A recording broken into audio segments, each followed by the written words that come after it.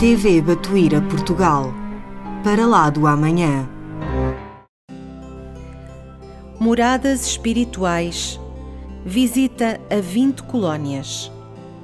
Este livro descreve-nos as 20 colónias espirituais visitadas em desdobramento consciente durante o sono pela conhecida médium e oradora espírita Vânia Arantes Dame. É um importante livro mediúnico que deve ser lido por todos.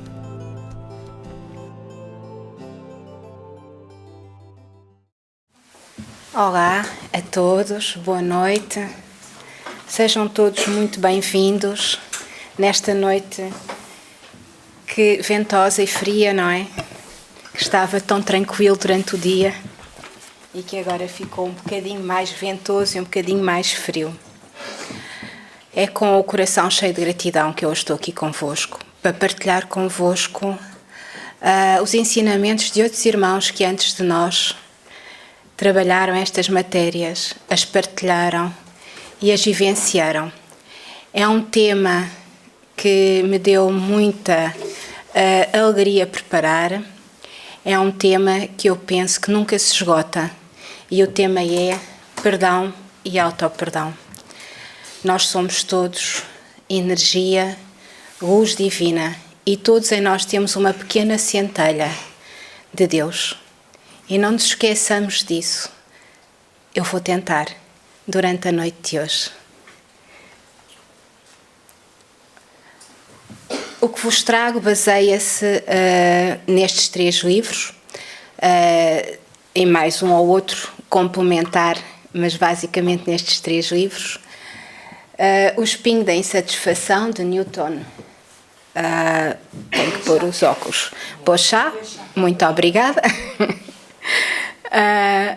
Foi um contemporâneo do Sr. Orlando e da Dona Aldina, no Brasil. É um companheiro de trabalhos da casa, no plano espiritual onde se encontra. Pensamento e Vida, do nosso querido Chico, pelo Espírito Emmanuel. E o Evangelho segundo o Espiritismo, que é sempre a nossa base. É sempre o nosso guião e o nosso condutor em todas as alturas. E começo, claro, pelo Evangelho, pelo capítulo 15, fora da caridade não há salvação. Amareis ao Senhor vosso Deus, diz-nos Kardec, diz-nos Jesus, de toda a vossa alma e de todo o vosso espírito. Este é o maior e o primeiro mandamento. Amareis o vosso próximo como a vós mesmos. Toda a lei e os profetas estão contidos nestes 2 mandamentos. E é de amor que nós hoje estamos aqui a falar. E vamos falar de amor. E vamos falar de amor para com os outros, como nos ensinou Jesus. Mas vamos principalmente falar de amor para connosco próprios. Que sempre nos esquecemos de nós, verdade? Sempre estão os filhos, os pais, os amigos, os maridos, as mulheres e nós. Vamos lá. Se não tiver caridade, nada serei. Agora, 3 virtudes, a fé, a esperança e a caridade, permanecem. Mas entre elas, a mais excelente é a caridade. E a caridade para com os outros é essencial na nossa evolução. Mas a caridade para connosco próprios é urgente. Deverá ser permanente. E deverá acordar connosco de manhã e deitar-se connosco à noite. E continuar durante a noite, claro, noutros planos. Diz-nos Santo Agostinho e traz-nos um ensinamento para nos suportar e orientar neste trabalho de perdão e de autoperdão. A esperança tem 2 filhas, a indignação e a coragem. A indignação ensina-nos a não aceitar as coisas como elas estão. E a coragem a mudá-las. Enquanto houver vontade de lutar, haverá esperança de vencer. E não nos esqueçamos que em qualquer lugar do universo, encarnados ou desencarnados, a nossa vida é permanentemente uma luta. Uma luta alegre, claro, na maior parte das vezes. Uma luta para com os outros, para connosco próprios, mas sempre no bem, sempre na evolução e sempre no progresso. E a indignação, que é uma das irmãs da esperança, vem-nos dizer que as coisas como estão normalmente são para ser mudadas, são para ser alteradas, são para ser remodeladas e são para ser reconstruídas. E só assim se faz o progresso e só assim se evolui enquanto seres, enquanto irmãos, enquanto equipas, enquanto associações, enquanto orbes. E a coragem para nos ajudar nestas tarefas que temos, que trazemos de outras alturas em que vivenciamos as experiências da Terra e que iremos continuar depois desta nossa experiência desta vida. Neste livro, O Espinho da Insatisfação, Newton e Bochat falam-nos exatamente daquelas situações em que nós saímos vencidos de algumas lutas, mas tivemos a coragem de continuar.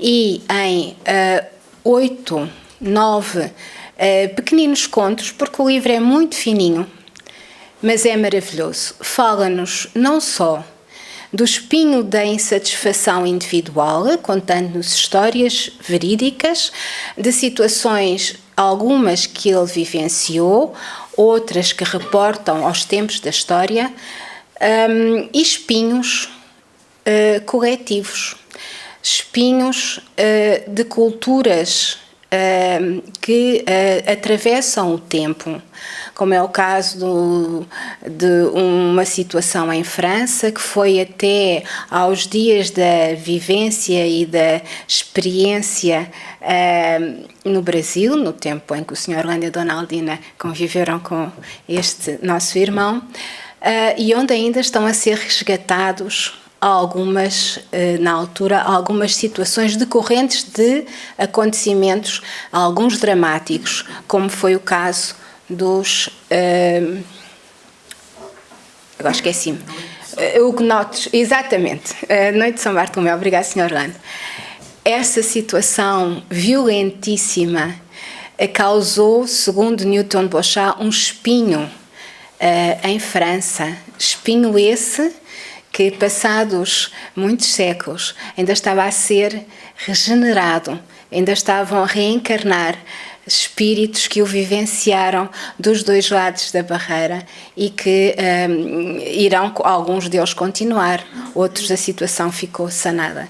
E como nos conta a situação do espinho coletivo, também nos fala dos espinhos individuais, das mágoas que às vezes ficam em nosso coração, da incapacidade que nós às vezes temos de não nos amarmos o suficiente para sermos indulgentes em alguma altura. Todos temos, em todas as alturas da nossa vida. E esses espinhos, também em nós, enquanto espíritos, transcendem de uma vida para a outra. E só serão arrancados de nós quando nós resgatarmos essas situações. E vamos ver. Bem, eu nisto não li. Diz-nos no livro Francisco Thyssen, que na altura era o presidente da FEB, Federação Espírita Brasileira, que é pai de um amado irmão nosso, médico, fantástico, espírita, brasileiro, que participa nas nossas jornadas, que é amigo da nossa casa e que irá participar nas jornadas agora em junho, novamente. E diz-nos o pai dele que prefaziou este livro: não pedirás ao botão entreaberto o prodígio da rosa, que só amanhã desabrochará, plena de cor e perfume. É belíssimo, não é? Portanto, com isto ele dá-nos a dizer, nós não podemos pedir o impossível, nem aos nossos irmãos, muito menos a nós próprios, não é? Perdoai para que vos perdoo. Não vos digo que apenas 7 vezes, e sim 70 vezes 7. Mateus 18:15, no Evangelho segundo o Espiritismo. Quando diz para perdoarmos ao nosso irmão, não 7 vezes, mas 70 vezes 7, Jesus ensina-nos que a misericórdia não deve ter limites. Tudo aquilo na vida que nós limitamos, morre. Tudo aquilo que nós cerceamos não cresce. Portanto, a misericórdia, se nós lhe vamos pôr limites, ela também deixa de existir. E o que é que nós estamos a criar para nós e para os outros? Uma extrema dureza. Uma dureza de alma, como nós às vezes dizemos. Um não deixar respirar o nosso coração. Não é? A incapacidade de sermos misericordiosos para connosco e para com os outros. E Jesus já nos dizia, com este maravilhoso ensinamento que Mateus nos traz, nós devemos perdoar as vezes que forem necessárias e quantas aquelas que nos for pedido. Em todas as contendas, aquele que se mostra mais pacificador, que demonstra maior tolerância, caridade e verdadeira grandeza de alma, conquistará sempre a simpatia das pessoas.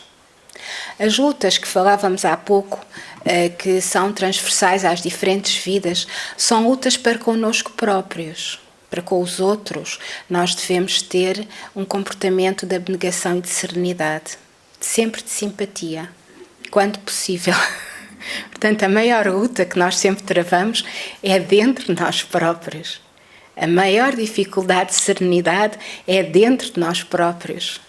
E nós, na nossa vida corrente, vemos muitas vezes pessoas muitíssimo serenas e até nós, quantas vezes, para com os outros, porque nós sabemos que temos que ser, por educação, por cultura, por costumes, e chegamos a casa, somos um rebuliço.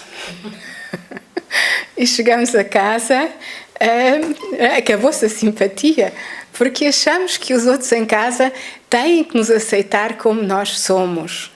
É verdade. Mas eles também têm que aceitar as nossas irreverências e os nossos defeitos quando nós não os aceitamos. Se Deus nos criou imperfeitos, tal como Jesus nos disse, e nos ama assim imperfeitos, porque é que nós deveremos exigir dos outros a perfeição? Se Deus não nos exige a nós, não é? Oi, passei 2. Perdoar aos inimigos é pedir perdão para si mesmo. Perdoar aos amigos é dar-lhes uma prova de amizade. O esquecimento total e completo das ofensas é próprio das grandes almas.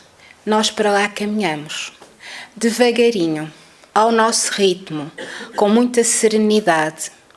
E só em serenidade, ligando-nos à nossa própria alma de pensamento e de coração, é que nós vamos conseguir vigiar as nossas atitudes, vigiar as nossas palavras e os nossos pensamentos, para devagarinho irmos evoluindo. Não vos esqueceis de que o verdadeiro perdão se reconhece mais pelos atos do que pelas palavras. Costuma-se dizer, há um ditado, se calhar português, que diz: as palavras levas o vento, mas as ações não. Nós devemos sempre esquecer o mal que nos fazem, mas a verdade é que neste estágio em que nos encontramos ainda, nós dificilmente esquecemos ou temos grande trabalho para esquecer as atitudes negativas que às vezes provocamos, outras vezes que nos provocam. As palavras é fácil esquecer. Um bocadinho mais de tempo, um bocadinho menos, é nos atos que está a dificuldade. A indulgência jamais vê os defeitos alheios, ou se os vê, evita falar deles e divulgá-los. Indulgência é caridade. Diz-nos no Evangelho que nós devemos ser caridosos em termos espirituais, em termos de atitudes. Nós temos tendência, pela educação onde fomos criados, pela cultura ocidental onde estamos inseridos, que nos puxa constantemente para a perfeição, que nos puxa constantemente para sermos os mais magros, os mais bonitos, os mais bem vestidos, os que falam melhor, os que sabem mais. E é uma competição imensa entre todos nós que não faz sentido, que nos leva, muitas vezes, a não sermos indulgentes nem connosco nem com os outros, porque somos críticos e exigimos perfeccionismo. E, portanto, ser indulgente com os outros é, mesmo que outra pessoa diga alguma coisa errada, se nós sabemos que não contribui em nada para a sua evolução, porque é que nós temos que lhe dizer, mas dizemos. Ou se a pessoa tem alguma coisa que nós não concordamos, porque é que nós temos que referir? Se sabemos que vamos magoar o outro e ficamos nós magoados quando consciencializamos a dor no outro. E fazemos. E, portanto, é nestas pequeninas correções que nós vamos evoluindo devagarinho. Sede indulgentes, meus amigos, pois a indulgência encanta, acalma, reergue, enquanto a severidade discrimina, distancia e irrita. E nós sabemos que comportamento gera comportamento.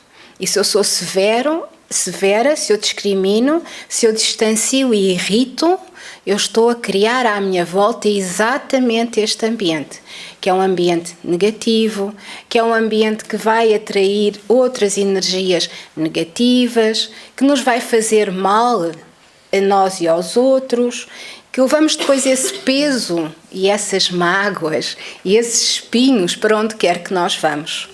Então, temos que fazer o esforço de sermos um bocadinho mais caridosos para nos reerguermos devagarinho. E se nós conseguirmos um bocadinho, todos os dias, só um bocadinho, se calhar no final da semana já dizemos que bom, esta semana evolui um bocadinho. É bom. Não ter andado para trás, não ter levantado a voz, não ter com palavras dado cabo de um irmão qualquer que nos provocou. É bom.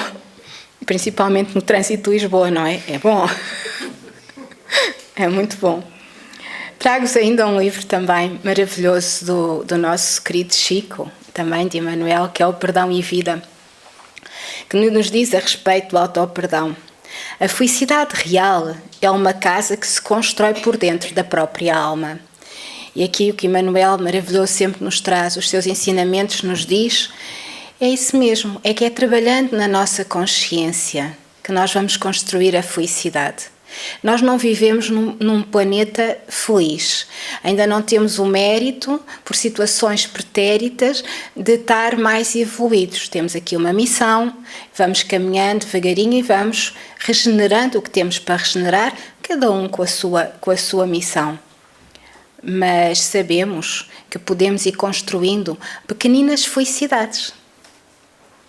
Não é? Podemos ir criando momentos positivos, momentos harmoniosos e serenos para com aqueles que amamos, com aqueles que não conhecemos. Não temos de estar constantemente em competição com todo o mundo, porque eles são muito mais do que nós primeiro, depois porque não estamos a ser caridosos e depois porque não somos diferentes dos outros, somos iguaizinhos a todos os outros, em diferentes estágios de evolução. Portanto, o egoísmo que nos diz que eu sou melhor que o meu irmão leva-me ao orgulho e à arrogância. E é uma trabalheira dar conta disto tudo. É muito difícil. O segundo mandamento, do primeiro que partilhei há bocado, diz-nos: amareis o vosso próximo como a vós mesmos. E é nesta consciência de que eu não sou nem melhor nem pior que nenhum dos meus irmãos, que eu não sou diferente em razão nenhuma, em termos humanos. A única coisa que nós temos de diferente entre uns e outros é o nosso grau de evolução. E a nossa missão, os mais evoluídos, é ajudar os menos evoluídos. E se eu estou a afastá-los, não estou a cumprir a missão de os ajudar. E, portanto, não estou a cumprir o segundo maior mandamento que Jesus nos deixou, que é amar o vosso próximo como a vós mesmos. Então vamos lá. Vamos começar a amar-nos a nós próprios aqui um bocadinho agora. Vamos partilhar um bocadinho. Falei nesta primeira parte mais sobre o perdão. Agora vamos falar um bocadinho sobre o auto-perdão. Como é que eu faço isso? Como é que eu, numa vida acelerada, exigente, com conceitos culturais que estão muito longe dos conceitos certos, que me educaram e que nos educaram a todos numa sociedade europeia cheia de competição, desde as coisas mais pequeninas às coisas maiores. Nós acordamos a competir connosco próprios, Deitamos a competir connosco próprios e entre o acordar e o deitar vamos competindo com todo o mundo. É no supermercado, é no carro, é no trabalho, até no cinema. Eu vou ao cinema para relaxar, mas se alguém me passa à frente na fila, eu já estou a competir e, portanto, vamos ter que nos serenar um pouco, autocentrar. E vou-vos falar do autoperdão nestas 9 subdivisões, digamos assim, que é ser autêntico, ou cultivar a nossa autenticidade, porque aí sim nós somos todos diferentes uns dos outros. Ser compassivo, ao cultivarmos a autocompaixão. Ser flexível, cultivar a flexibilidade, cultivar a humildade. E lutar aí sim, lutar a sério com o egoísmo e com o orgulho. Ser grato e alegre. Nós somos, todos, sem exceção, uns privilegiados. Independentemente de tudo aquilo que tínhamos para resolver, de todos os problemas que tínhamos trazido, de todas as dores que tínhamos que resolver e de todos os espinhos que estão cravados, como dizia Paulo de Tarso, na nossa carne. Mas somos privilegiados, porque somos uma ínfima percentagem em toda a orbe terrestre de irmãos nossos que estão muitíssimo piores que nós. Muitíssimo piores que nós. E nós sabemos isso. E são muitos, são milhares, são milhões. E, portanto, todos nós que aqui estamos, neste momento, temos que estar gratos por sermos uns privilegiados. O mérito é nosso também. Mas se não fizermos nada em favor de nós mesmos e dos outros, nós podemos perder esse mérito, não é? Numa próxima vida. E ter que resgatar o que estamos a não construir bem nesta. E por isso a gratidão dá-nos serenidade e traz-nos alegria. Ser intuitivo e ter fé. Cultivar o descanso e o lazer. Ser calmo e tranquilo para estar constantemente ligado ao mundo maior. Fazer trabalho beneficente. Trabalhar com aqueles que menos podem, que é para darmos a perfeita e a correta dimensão aos nossos problemas, não é? E cultivarmos a arte, que é onde a alma respira. Então vamos lá. Para ser autêntico, cultivarmos a autenticidade, eu trouxe aqui uma frase do maravilhoso livro de Chico e Manuel Companheiro, que nos diz: aceita-te como és, e aceita a vida em que deves estar, na condição em que te vês, a fim de que faças em ti o burilamento possível. É aqui, agora, onde todos estamos reunidos, como se fôssemos só um único ser de energia e luz, a partilhar estas aprendizagens maravilhosas destes espíritos iluminados, que é a nossa vida agora. E nessa vida agora nós vamos aceitar-nos como somos. Vamos aceitar-nos onde estamos, nas condições em que nos vemos, a fim de que possamos fazer agora um bocadinho de burilamento de nós mesmos. O espinho, que nos diz Newton Bochá, no curso da vida de um modo geral, problemas e aflições, desencantos e tristezas que ficaram nos outros ou que em nós ficaram, são pré-figurações do espinho que se imiscui. Ou seja, trazemos de outras vidas, não resolvemos, permanecem nesta vida, nós não resolvemos e na próxima tornamos a vir com ele. E se não o resolvemos, é melhor começarmos a pensar 2 vezes. Porque quando nós espetamos no dedo um pequenino espinho de uma rosa, dói. E nós tentamos tirá-lo a todo custo.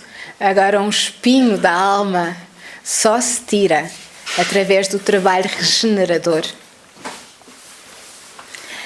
Ele seguirá no ser e na comunidade a sua sina.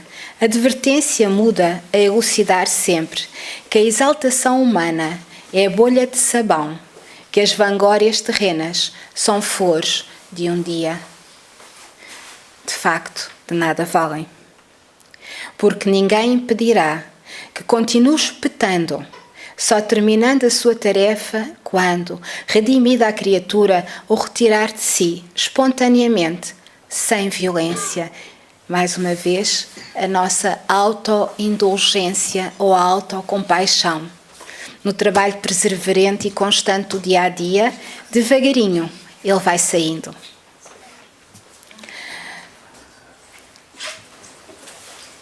Emmanuel e o espinho de Paulo.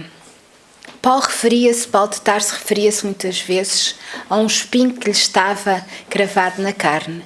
E até à altura quase do desencarne, ele falava exatamente nesse espinho que dilacerava de dor.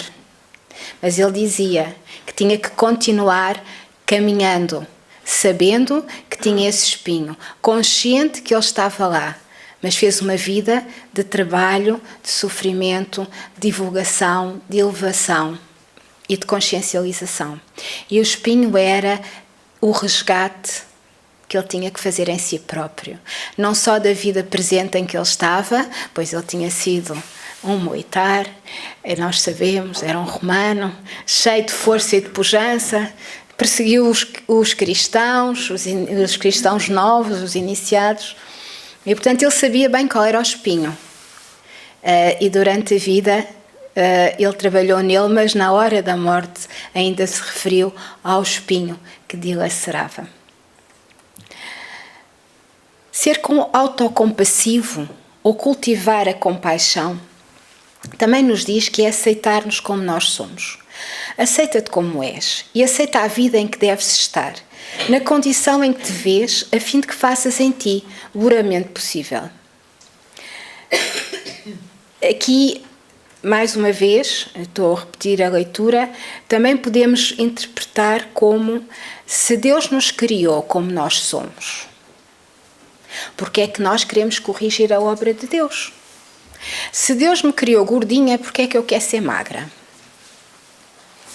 Ou se Deus me criou com uma série de defeitos que eu tenho que trabalhar, mas porque é que eu tenho que estar constantemente a buscar a imperfeição a mim? Não sou caridosa para comigo própria. Não é?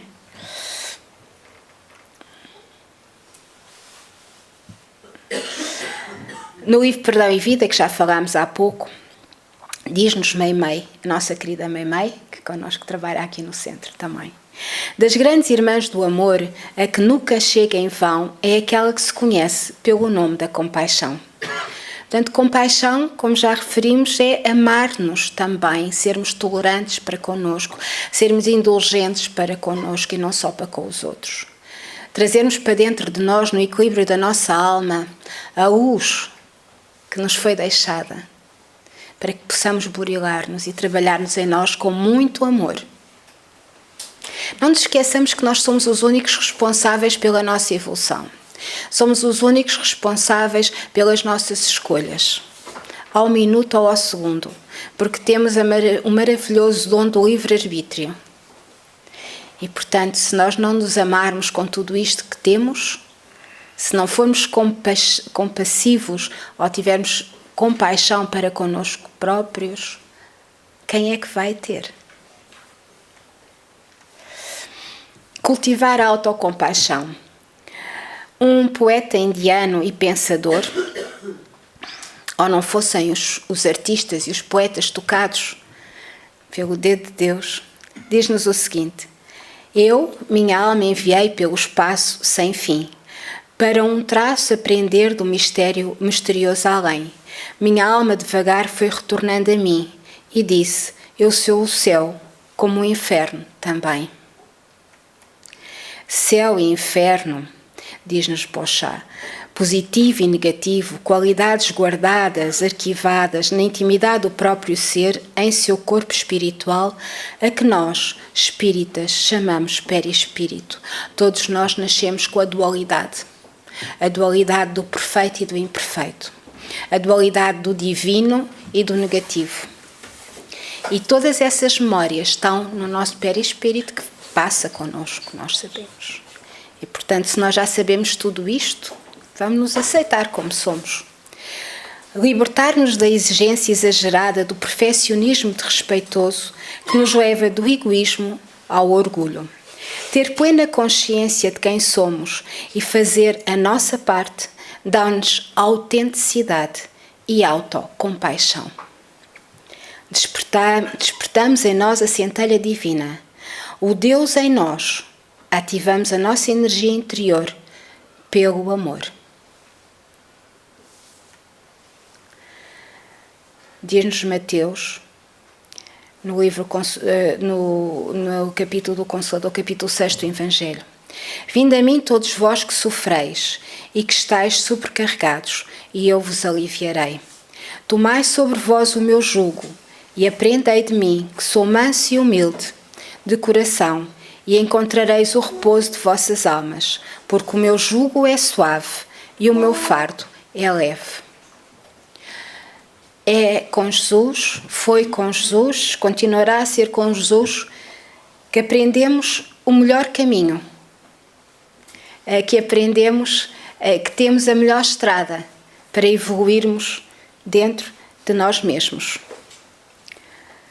Mas para que tudo isto aconteça em nós, é necessário, como vimos há pouco numa leitura, que nós deixemos de ser perfeccionistas, que nós deixemos de ser rígidos, exigentes, até austeros connosco. Perdoamos com facilidade nos outros, dificilmente perdoamos a nós mesmos. E quando dizemos que perdoamos, fica sempre a tal mágoa e o tal espinho. Porque assim fomos educados, alguns, porque a cultura assim o diz, já vimos outros, ou então porque somos demasiado orgulhosos e egoístas em relação a nós próprios. Eu que me vejo todos os dias de manhã ao espelho quando acordo, um bocadinho depois, não é logo quando acordo, mas é um bocadinho depois, eu tenho que conviver comigo, com a cara que tenho. Que de manhã não é boa, mas tenho que conviver comigo com a cara que tenho. E todo o dia vou ter que conviver comigo, porque é que eu quero ser orgulhosa para comigo própria? Não faz sentido nenhum. É que mesmo que eu quisesse ir pela lógica, não tem lógica, mas nós somos. E nós queremos fazer o impossível. Não há como, não é possível. Mas nós continuamos a insistir, não é? E portanto está se calhar na altura de nós olharmos para nós de manhã e dizer: Maria João, estás com uma cara realmente quem acordou, mas tu és linda. Não é? Com todo o céu e com todo o inferno dentro de mim. Eu sou linda. Então a energia que eu levo de manhã ao acordar é outra. Não é? É uma energia de compaixão, de amor próprio, de orgulho de ser quem sou no sentido de me respeitar, de tentar ser todos os dias um bocadinho mais autêntica. Não é? E eu saio de manhã com uma vontade positiva de amar as pessoas, não é? De as respeitar, de lhes dar licença no trânsito, de lhes abrir a porta, dar bom dia no elevador. Eu saio com uma energia positiva e vou atrair coisas boas e positivas para a minha vida. Vou atrair as energias melhores que possam haver nos locais onde eu estiver. Porque pela lei da sintonia é isso que vai acontecer, não é? Claro que não é fácil, mas é possível, é uma questão de tentarmos. Se nós não tentarmos, como é que nós sabemos que não vamos conseguir? Não é? Estamos a partir de uma base difícil. Portanto, a flexibilidade para connosco próprios, a flexibilidade para com os defeitos dos outros, vai nos ajudar a moldar-nos às realidades do dia-a-dia, a moldar-nos às dificuldades do dia-a-dia, sejam elas onde estiverem e quais forem, a adaptar-nos na nossa luta interna para vencermos a nós próprios, vencendo também as dificuldades reais da vida. E só essa atitude é suficiente para ir mudando alguma coisa em nós e no mundo que nos rodeia. Porque problemas, como disse, todos temos. Dificuldades não nos faltam. O mundo está conturbado e está cada vez pior, não é? Porque cada vez somos mais testados a sermos bons. Cada vez somos mais testados a continuarmos no caminho do bem e a não cedermos. Então vamos começar por nós, não é? Tentar ser flexíveis. Eu estava a tentar lembrar-me de um provérbio japonês que diz ao ensinamento que diz para nós sermos como a água de um rio. Não sei se é bem assim, mas fica a ideia. Que flui incessantemente para o mar, contornando as pedras e os obstáculos, as raízes e as montanhas que lhe aparecem, mas vai incessantemente para o mar, tranquilamente, flexivelmente, fluindo, não é? Todos os homens são iguais na balança divina. Apenas as virtudes os distinguem aos olhos de Deus. Todos os espíritos possuem a mesma origem e todos os corpos são moldados da mesma massa. Nem títulos, nem nomes os mudam em nada. Eles irão para o túmulo e não vos garantem a felicidade prometida aos eleitos. A caridade e a humildade, sim, são títulos de nobreza. Suportar com coragem as humilhações dos homens é ser humilde e reconhecer que somente Deus é grande e poderoso. Então vamos começar a amealhar um bocadinho, vamos começar a ser assim uns patinhas, não é?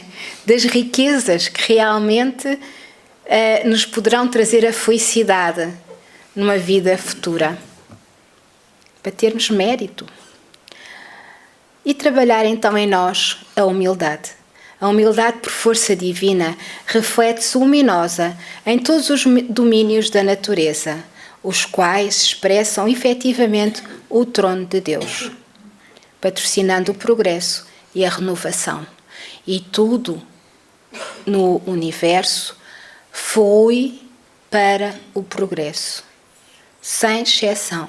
Se nós tentarmos não mudar, nós temos problemas. Em nós, se nós tentarmos não mudar ou resistir às mudanças sociais ou coletivas, nós temos problemas.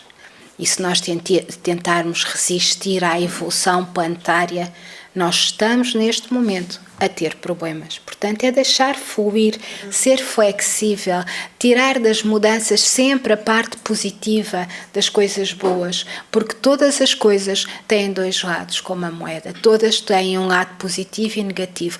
Então vamos nos ligar ao lado positivo. Porquê? Porque sabemos que é mais fácil. Porque flui, porque somos flexíveis, vamos nos adaptando e flui.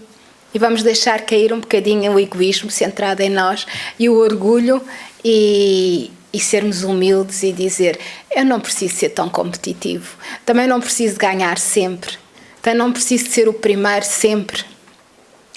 Se calhar não preciso nunca, não é? É uma aprendizagem constante.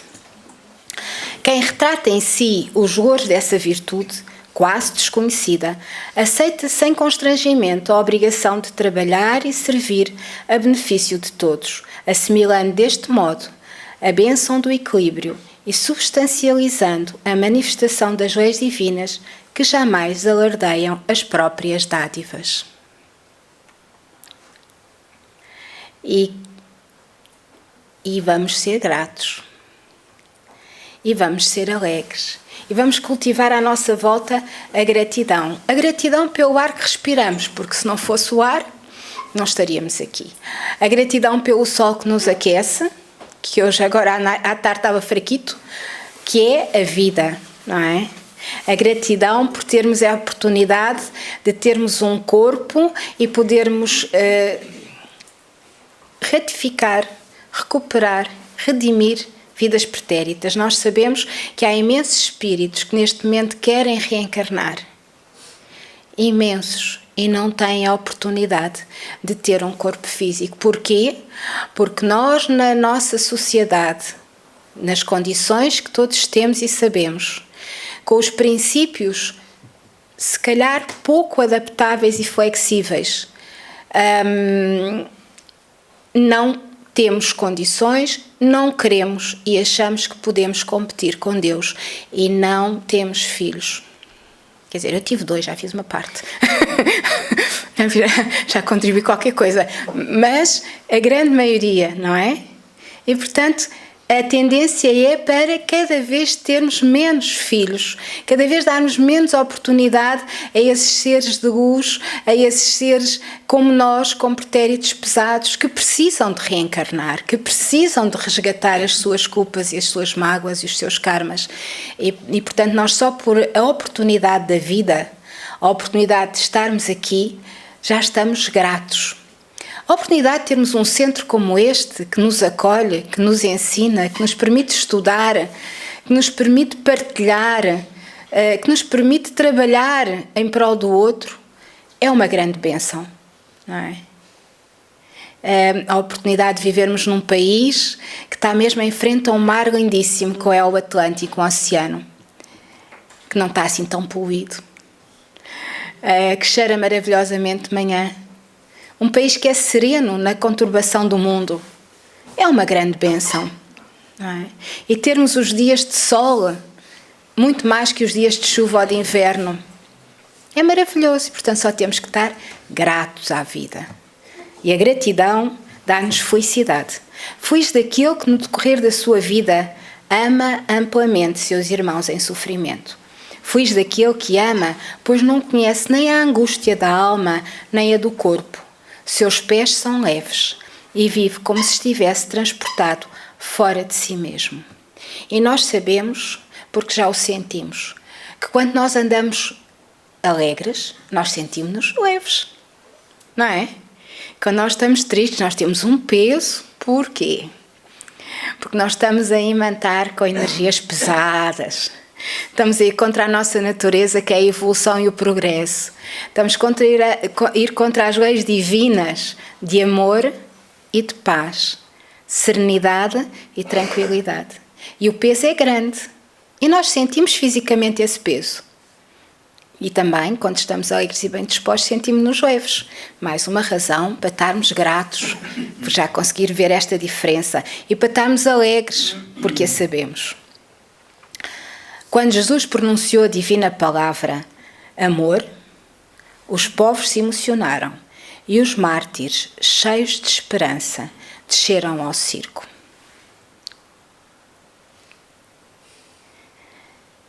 A esperança tem 2 filhas, diz-nos Santo Agostinho. Eles sabiam que iam para o martírio, eles sabiam que iam sofrer, mas não negaram os seus princípios cristãos. Não renegaram nem em prol da vida física o amor maior a Jesus e a Deus. E, portanto, é nessa esperança, nessa alegria, nessa gratidão, nessa serenidade com que os mártires caminharam para o circo, que não tem nada a ver com a nossa vida. Por mais dolorosa que ela seja e por mais sofrida que ela seja. Portanto, nós só temos razões para estar gratos e felizes. Trabalhar ainda e cultivar a intuição e a fé. Nós aprendemos com Jesus, aprendemos com estes maravilhosos ensinamentos do Espiritismo, que a intuição nos vem diretamente do alto. Mas para que nós estejamos atentos a essa intuição, temos que estar serenos e tranquilos. E temos que ter fé e acreditar que Jesus cuida de todas as suas ovelhas. E que Ele nos ama mais do que nós próprios. Porque Ele sabe que somos imperfeitos e que temos imensas coisas para resgatar e continua a amar-nos. E nós, que não sabemos tudo sobre nós, só sabemos um bocadinho, não nos amamos. Porquê? Estamos a pôr em causa o amor de Deus? Claro que não.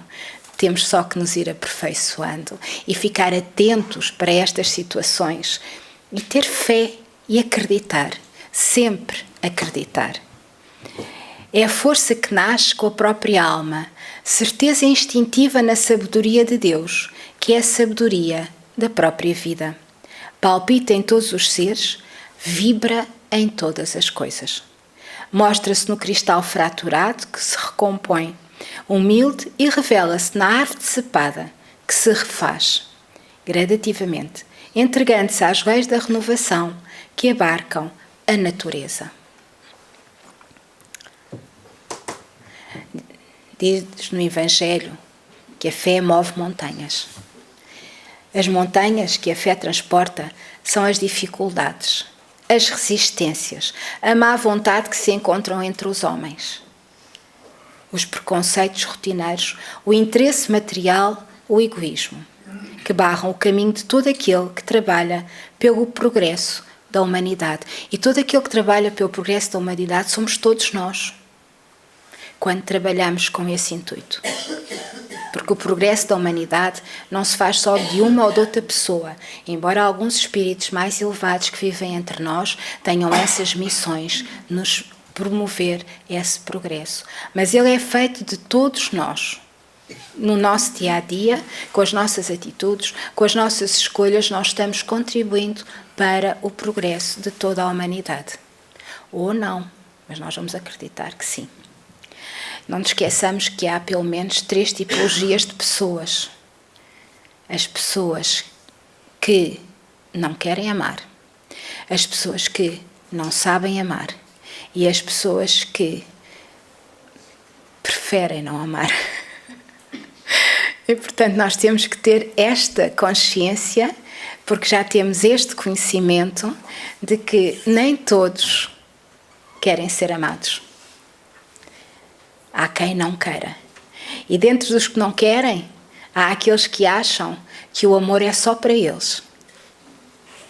Portanto, nunca nos esqueçamos que, como as montanhas que têm que ser transportadas, estes obstáculos também têm que ser burilados e trabalhados conscientemente em nós e nos outros. A fé robusta dá a perseverança, a energia e os recursos que fazem vencer os obstáculos, tanto nas pequenas quanto nas grandes coisas. E não podia deixar de vos trazer esta necessidade de sermos criativos. No fundo, a necessidade do auto-perdão. É uma necessidade que nós temos de ser em prol do ter. É a necessidade que nós temos de respirar com a alma, em vez de respirarmos na matéria. E a criatividade, o ser criativo, o cultivar a criatividade, é deixar respirar em nós aquilo que nós temos de mais etéreo, que é a capacidade de criar em ligação ao mais alto. Dos progressos já realizados, podeis deduzir os progressos futuros. E dos melhoramentos sociais conquistados, novos e mais ricos melhoramentos surgirão. Cumpre-vos o dever de fazer vossos irmãos participarem dos raios dessa luz sagrada. Vamos criar, vamos ser inovadores, vamos deixar fluir em nós o amor aos outros e fazer diferente na caminhada do amor e da caridade. Não temos que fazer aquilo que os outros querem que nós façamos só porque sim. Vamos pensar sobre as coisas. Não temos que fazer só aquilo que os outros querem que nós façamos porque eles querem e nós queremos. Ou porque eles dizem que é correto e nós achamos que é correto.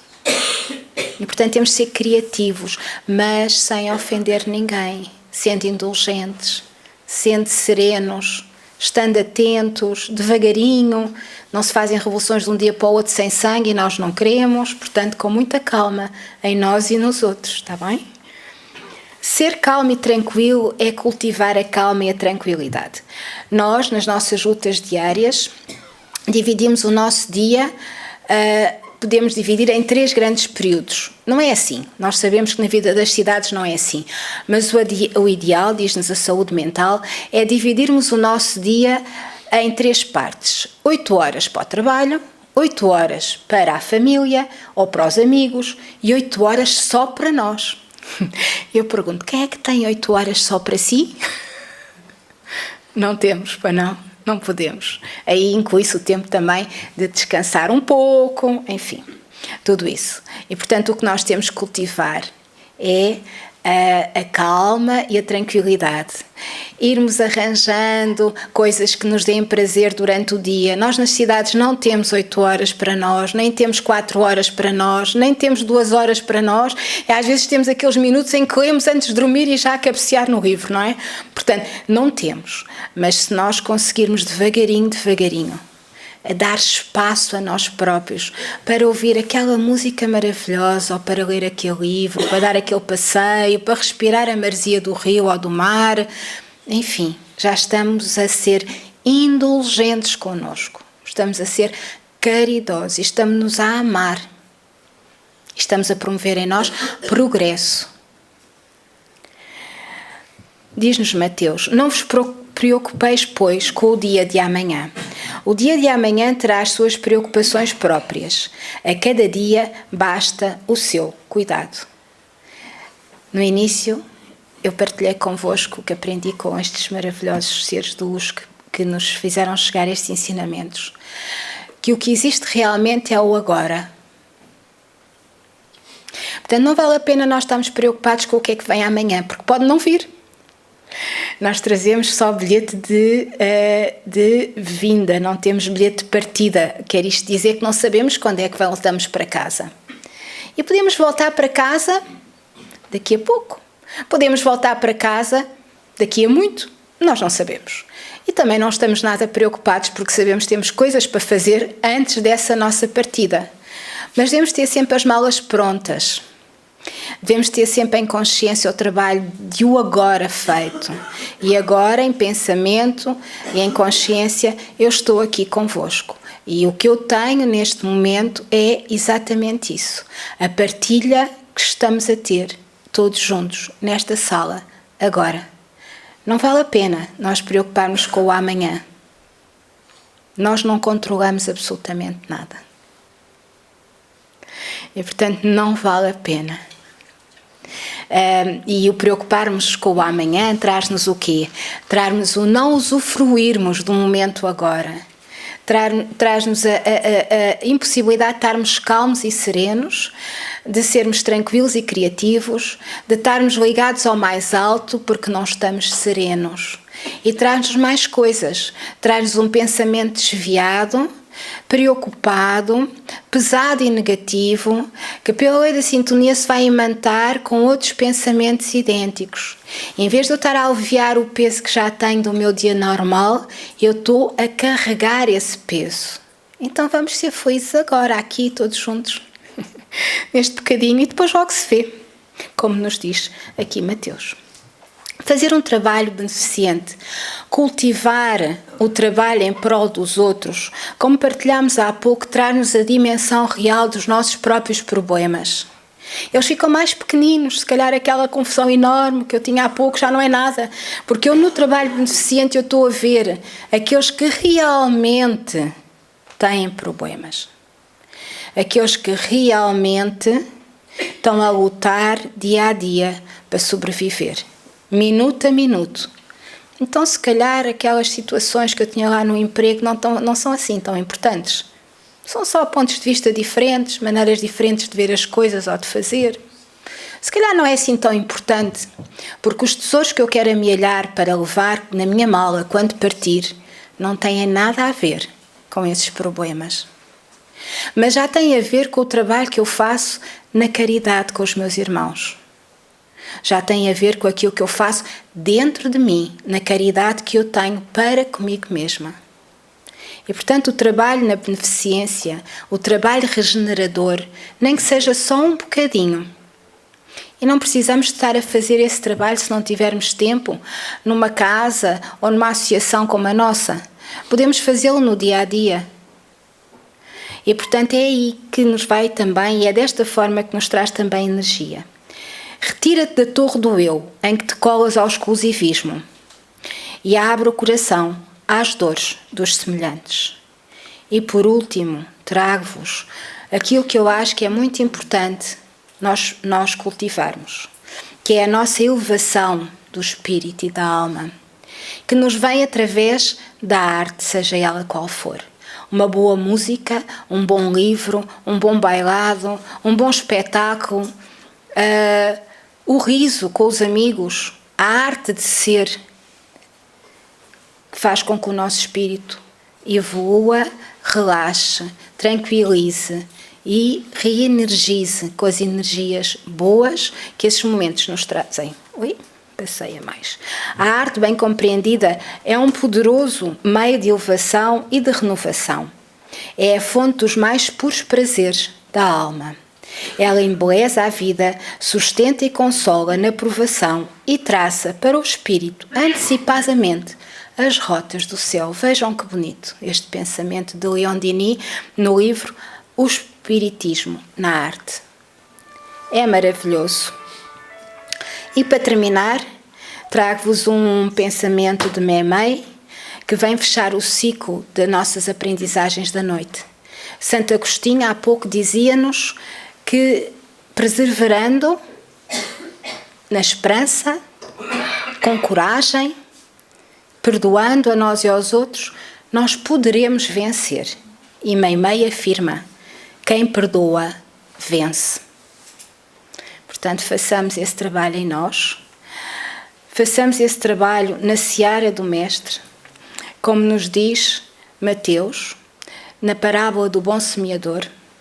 Mas aquele que recebeu a semente em boa terra é aquele que ouve a palavra, que lhe dá atenção e ela frutifica e rende 100, ou 70, ou 30, ou 1. Meus amigos, meus irmãos, companheiros desta noite, desta viagem de 1 hora, bem-ajam por me terem ouvido e vamos todos semear muito para render mais de 100. Uma boa noite para todos e que Jesus fique em vossos corações.